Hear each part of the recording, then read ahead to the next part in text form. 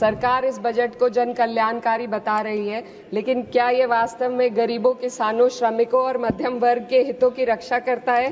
क्या ये युवाओं को रोजगार देगा? जब हम प्रति व्यक्ति जीडीपी के आंकड़ों को देखते हैं, जिसमें भारत विश्व स्तर पर 100 से अधिक देशों से पीछे है।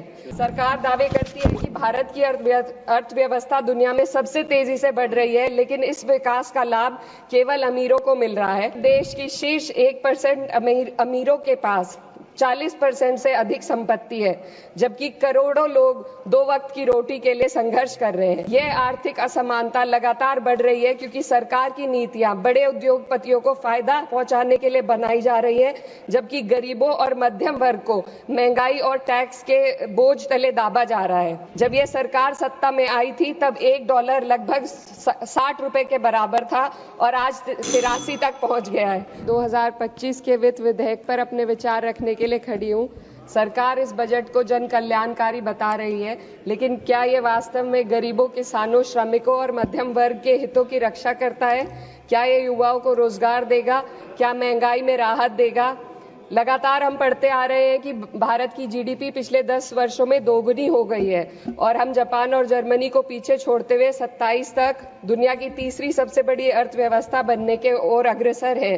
लेकिन यह उपलब्धि तब फीकी पड़ जाती है जब हम प्रति व्यक्ति जीडीपी के आंकड़ों को देखते हैं, जिसमें भारत विश्व स्तर पर 100 से अधिक देशों से पीछे है। 23-24 के लिए स्थिर कीमतों पर प्रति व्यक्ति जीडीपी केवल 1,24,600 रुपए है। ये कोई आश्चर्य की बात नहीं कि सरकार इस डेटा पर बात करने से बचती है, क्योंकि वे ये नहीं समझा सकते कि पूरे देश की जीवन स्तर में वृद्धि क्यों नहीं हो रही। वे ये नहीं बता सकते कि देश में इतनी गहरी आय असमानता क्यों बनी हुई है और आम नागरिकों को आवश्यक सेवाओं तक पहुंचने में इतनी कठिनाइयां क्यों होती हैं।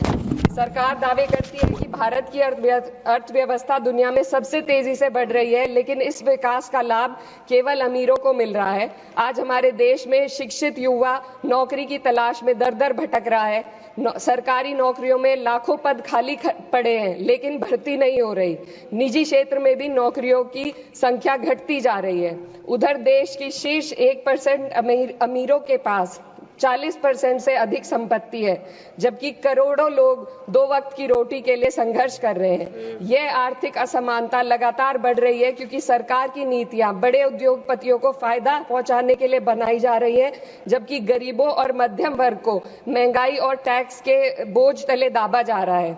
जब यह सरकार सत्ता में आई थी तब $1 लगभग 60 रुपए के बराबर था और आज 83 तक पहुंच गया है। Sir 2 minute. रुपए की इस गिरावट का सीधा असर आम जनता पर पड़ता है। इस सरकार की मौजूदा वित्तीय नीतियां पूरी तरीके से अमीरों के पक्ष में झुकी हुई है।